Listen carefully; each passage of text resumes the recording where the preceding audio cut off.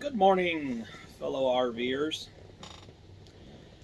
So, I've been watching the YouTube, and it turns out there are a lot of channels that talk about RVing.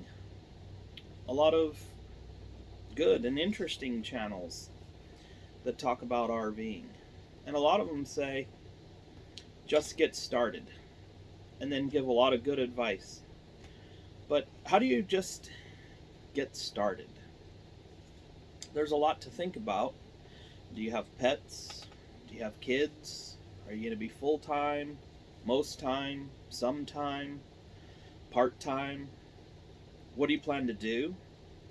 Like, are you mostly going to go to RV parks and have full hookups? Or are you going to mostly drive out into the wide open spaces of, say, BLM land out in the west? Are you going to be camping in the desert? Are you going to be camping under the trees? Are you going to be camping in the snow? Lots of things to think about. And there's lots of different kind of RVs to get, and it can be a bit confusing when you're starting. So I would say, first off, stop looking for the perfect RV. In our experience, there is probably not a perfect RV. Before we switched into this Class A, we've been looking at Class A's since probably 2014, and there was always a reason that whatever Class A we saw wasn't right for us. Well, now we have a Class A. It's used, new to us. It actually turns out that it's a 2014 Class A. Made the same year that we started looking at Class A's. So let's kind of start at the bottom and work our way up. What are your options? Well, there are travel trailers. Those are the trailers that you hook up to basically the bumper of your tow vehicle, right? The vehicle that you use to tow the trailer. Those are travel trailers, and they can be very small and they can get to be very large. I've noticed that travel trailers are starting to become much longer, like 30 plus feet long. And then like I said, you've got the very small ones that are just several feet long, and everything in between. You've got slides and no slides in the travel trailers. And then you have a fifth wheel. The fifth wheel is what connects into the bed of your truck.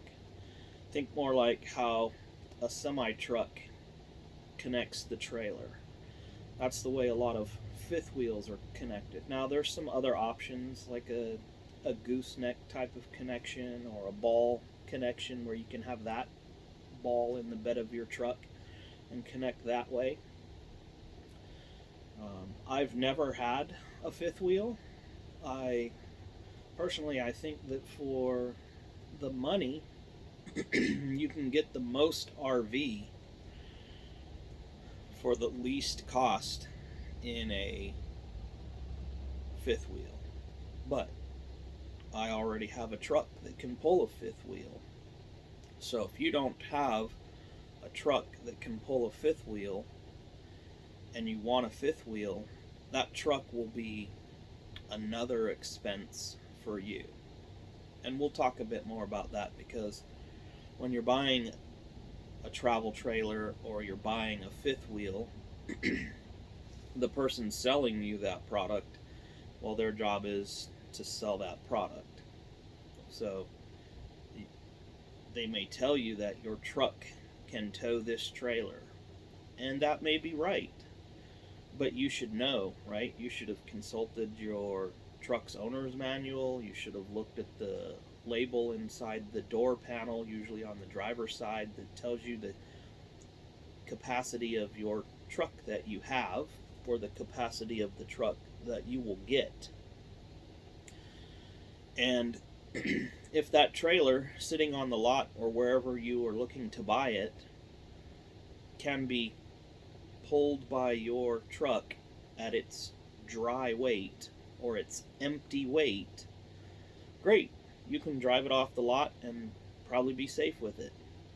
But when you load up water into your freshwater holding tank, that weighs a lot. The general equation for math is every gallon of water weighs about 8 pounds. So, if you're putting 10 gallons of water into your holding tank for the drive to your campsite, that's 80 more pounds that's added into your vehicle. And then if your holding tanks have black or gray water in them, that's weight. If you're carrying a stove or a grill, that's weight. If you're carrying bikes, that's weight. If you're putting canned food into your storage cabinets, that's weight. If you're putting food and liquids into your refrigerator, that's weight. If you're putting people or animals into your truck, that's weight. If you're putting a generator into your truck or into your trailer, that's weight, right? All this weight starts adding up. And then all of a sudden your truck that could safely tow or safely pull this dry, empty weight trailer can no longer do it. You've exceeded your towing capacity with the people and the things that you've put into your trailer and or truck to enjoy your camping experience, and now you're driving unsafe on the road.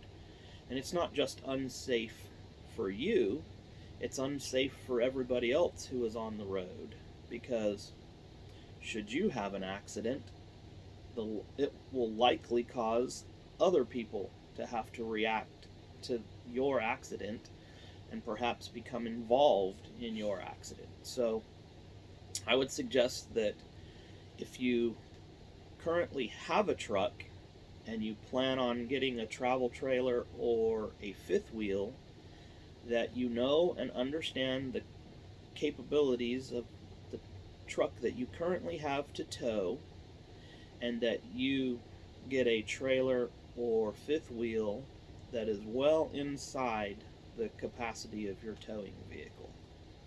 Right? So these are things that you have to know, you have to understand. And does adding airbags to your truck to raise the bed increase the towing capacity? Probably not, right? You have a towing capacity. Airbags just make the truck ride level, which will help the front wheels maintain contact with the road surface, which will help you steer and not lose control of your vehicle. It'll also keep your headlights pointing at the road rather than up at the sky. So a lot of things to consider.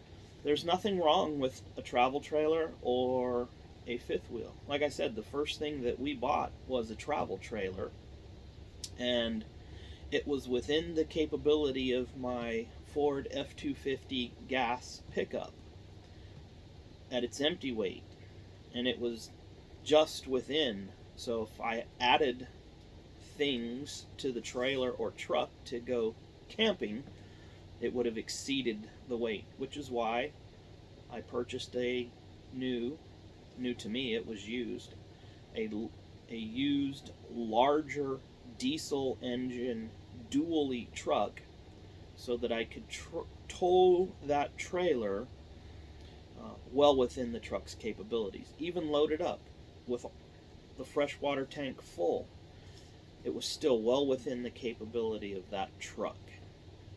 So if you're going to get a towed vehicle, whether it's a travel trailer or a fifth wheel, make sure that it's within the capability of your truck. When it's loaded with everything that you think you're going to take, to include the weight of the people in the truck and the weight of the pets in the truck. Now again, I think for the money, you can get the most RV, and by that I mean size, slides, amenities. I think you can get the most for your money in a fifth wheel, but you have to have the truck to pull the fifth wheel. and it means that everybody that you take will be inside your truck. So if you're taking the dog or the dogs and the kid or the kids, all of that goes inside of your truck. So you have to have room for those people inside of your truck because they don't ride in the trailer in the back while it's being towed. So things that you have to consider. And if you don't already have a truck, but you want a travel trailer or a fifth wheel, find out the weight of the towed vehicle that you like, that you want to get, and then acquire a truck that exceeds those capabilities. And you probably have to estimate how much weight are you going to put in. Does it already have a generator? Are you going to carry a generator? Right? You'll have to estimate.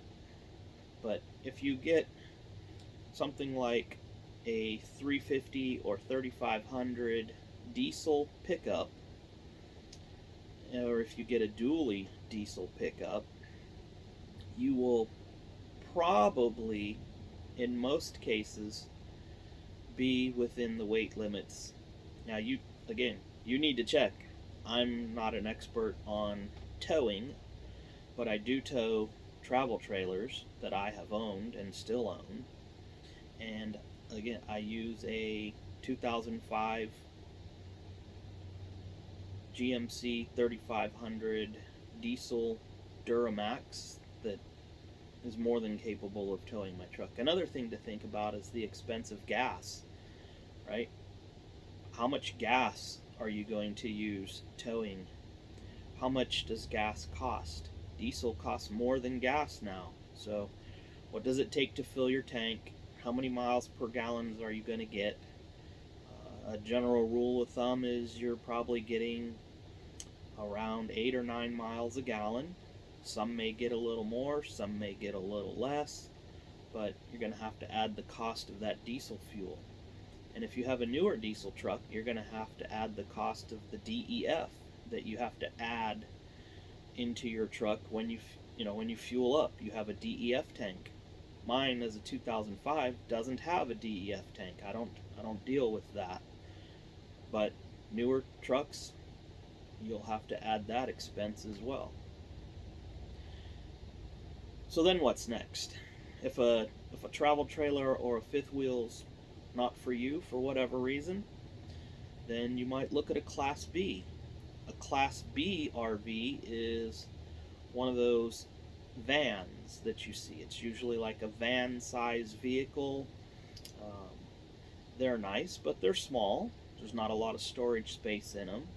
Unless you are a single person or just two people, there's probably not enough space to do full timing in it.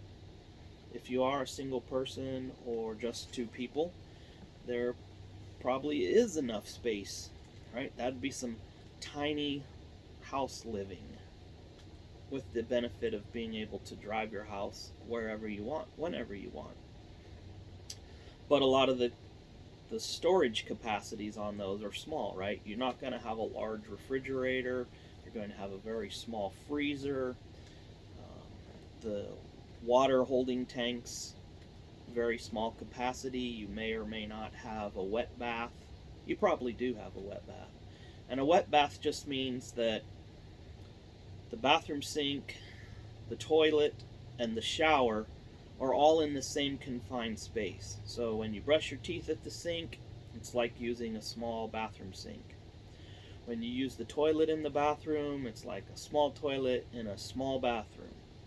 And when you want to shower, everything's covered up, like the toilet paper's covered up or it's in a watertight compartment. You just turn the shower head on and you shower right there in your bathroom. Your bathroom is the shower. That's a wet bath. A dry bath means the bathroom sink, the bathroom toilet are usually separated from the shower. So when you shower in a dry bath, there's a curtain, there's a door, it's in a separate space of the RV, and water doesn't get out all over the room. It stays inside the shower. It's more like, right, most at-home bathrooms would be a dry bath because the water from the shower doesn't spray into the whole room, assuming you pull the curtain or close the door. So, you know, do you want a wet bath? Do you want a dry bath? We could talk about toilets as well. You know, do you want a toilet that uses water, or do you want a composting toilet? Those options are there to think about as well. But the Class Bs, you know, they're fine. They are expensive, right? You pay, in my opinion, a lot for a Class B, and you get a very small space. Think about a Class B compared to a fifth wheel. The space inside is significantly different, and the fifth wheel usually will cost a lot less, maybe a half to a third of a Class B. And then you have a Class C, as in Charlie, a Class C. Class Cs usually have a van front, like the Class C that we have, and I showed you in the first switching RVs video. That is a Ford E450 chassis engine Triton V10. It's gas. And then you have the camper on the back, right? Some campers are 20 feet long. Some campers are 30 feet long. Some campers are a little bit longer on the Class C. So there's a range of length inside of the Class C. And there are some Class Cs today that have like a truck front, like a Ford 350 or a Ford or a Ram 450 or 4500, right? The truck part, the engine that moves the RV, is attached to the camper portion for the Class C. And then you move on to the Class A. The Class A's are those big bus-like vehicles, usually in a very boxy form, super huge, large front windows that you can see out of all around the front of the vehicle. Which, oh, by the way, when we bought this Class A, driving it home from the dealer we bought it from, a truck drove by, a construction truck drove by and kicked a rock up and put a big chip in the front windshield. So I didn't even get it home, and the front windshield got a rock chip in it, which I had to repair. I guess I didn't have to repair it. I could have let the window continue to crack, but I repaired it. I am sure that those front windows are very expensive to replace. So I just fixed it. But know that your perfectly pristine brand new RV, as soon as you take it out on the road, is subject to all the road damage that any other vehicle is. So you may have a brand new RV with a cracked front windshield. There's always something that breaks. An RV is like having a boat, right? Boat is an acronym for Bring On Another $1,000. Boat, bring on another 1,000. Because something's always broke, right? And you have different kinds of Class A's. You have diesel pushers, which are, as the name says, they're a diesel vehicle, and the engine's usually in the back, and those things work just like you would expect a large diesel engine to work. They can push that RV fully loaded. They can tow a full-size pickup behind them. They can tow huge trailers behind them. There's lots of under bay storage. A lot of them have very large pass-through storage that you could put kayaks in or paddle boards in. Just lots of options, and you really don't have to worry too much about loading up a diesel Class A, because that engine is going to move that vehicle and whatever you're towing with virtually no problems. But they're expensive, and the gas tanks are large, so you can expect to pay a couple $100 filling up that gas tank. And you don't get any better mileage, right? Gas mileage is still around somewhere like 6 to 9 miles a gallon on those things. So speed's also a factor. Driving fast burns through more gas. Um, Speed also creates more potential for an accident. So when you're driving any kind of RV, my opinion, you're going to want to be about 65 miles per hour or slower. So depending on the speed limits on the roads, you may be doing 40 miles an hour if the speed limit is 55, or you may be doing 55, right? But I personally don't drive over 65 miles an hour with my towed vehicles, the Class C, or when I've driven this Class A, 65 or less. Really saves on gas, and it's easier to react to road conditions and any hazards on the road. So those are kind of the things that you need to think about. What are you going to do? What are you going to pull? How many people are going to be? And of course, there's truck campers, right? You can slide those into the bed of your truck. Some of them are very small and plain. Some of them are mammoth in size, right? You could host a lot of people in the bed of your truck in that kind of truck camper.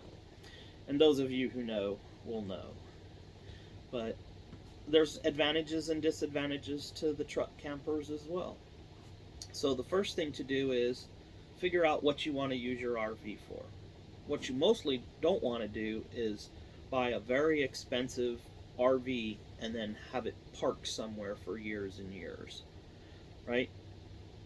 My 2002 Class C that we've driven north and south in America, east and west in America, has about 58,000 miles on it, and it's a 2002. So we have put at least half of those miles on it.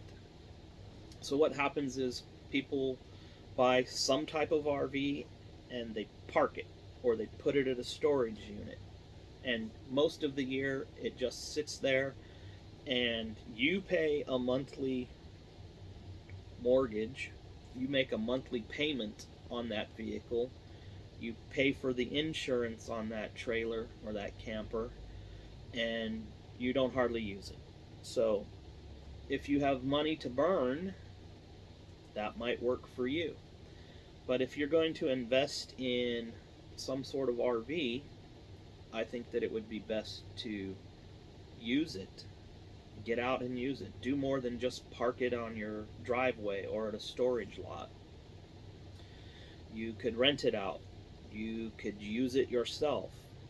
But if you're mostly going to just camp for 2 weeks in the summer, maybe just rent an RV, right? A good way to see what kind of RV would you like to have. Rent a travel trailer with slides. Rent a travel trailer without slides. Rent a Class C with slides. Rent a Class C without slides.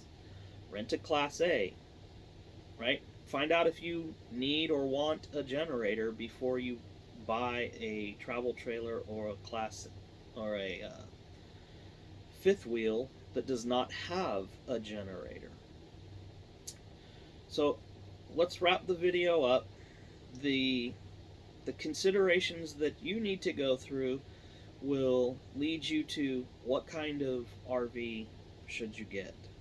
And once you settle on, we want a blank kind of RV, just realize you're probably not going to find the perfect RV. Real quick, if a big question will be, do you get slides or no slides?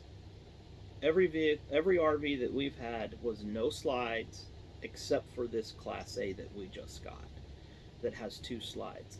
So I never had to do slide maintenance. I never had to worry about a slide being stuck open or closed.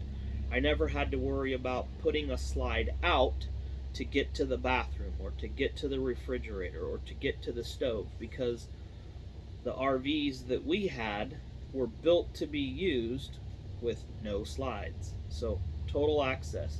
This Class A, one of the things that we did was make sure everything in the Class A was accessible with the slides closed. So when you park at a truck stop, or you park at a rest stop, or you park at a Cracker Barrel or a Walmart or a Home Depot or wherever, and you can't put the slides out, you can still use your camper, right? There's a lot of travel trailers and fifth wheels where you put the slide, there's a lot of spacious room with the slides out. You put the slides in, you can't get in from the door of your trailer to the kitchen, or you can't get to the bathroom, or you can't get up the stairs to the bedroom, or usually where the bathroom is. So when you are shopping for your RVs, especially travel, anything with a slide, make sure you look at that RV with all of the slides closed and see what you can still get to. So I'm going to move the camera and show you working to the back. Both slides are currently in. Here's what it looks like, and you can see that we can get all the way from the front to the back, and we can get into the bathroom as well. So we have full access in the kitchen, we have access to the bunks, we have access to the bathroom in the hallway there, and we have access to the bedroom. So even with all slides closed, we can use the entire RV. All right, well, I enjoyed talking with you about the different kinds of RVs that there are. Hopefully you don't find it to be too confusing with the different classes of RVs and a travel trailer and a fifth wheel. But those are things for you to think about. Those are things that we have thought about. Like, where do we put the cat box? We travel with 3 cats. We had 4 cats, 1 passed. But, you know, where does the cat box go? RVs usually aren't built with the cat box in mind, so you need to figure that out. If you travel with a dog, where does the dog's food dish go? Right? Things to think about. There's a lot more than just going out and buying the new shiny RV. How much can you afford in gas? Can you pay the campground fees? Are you going to boondock? Which means you're not at a campground and you're not hooked up to anything. So where does your power come from? Are you, oh, I'll just do solar. Well, do you have the batteries and the solar to run all the things that you want run in the RV while you're out boondocking? Right? You're probably not going to run your air conditioners, or you at least won't run them for long. So a lot of things to think about, but just remember, getting started will help you figure out what it is you want, right? So maybe just rent, right? There's a lot of rental sites that you can go to. You can go to Outdoorsy. You can go to RV Share. And I'm sure there's others that you can go to where you can rent. And yeah, it may seem like a lot to pay for a weekend of camping, but it is way less than you will be making for payments and insurance should you buy an RV. So rent, find out if it works for you before you buy. All right, fellow RVers and future fellow RVers, thank you. I enjoyed the talk, and I will sign off. We'll talk with you later. Bye.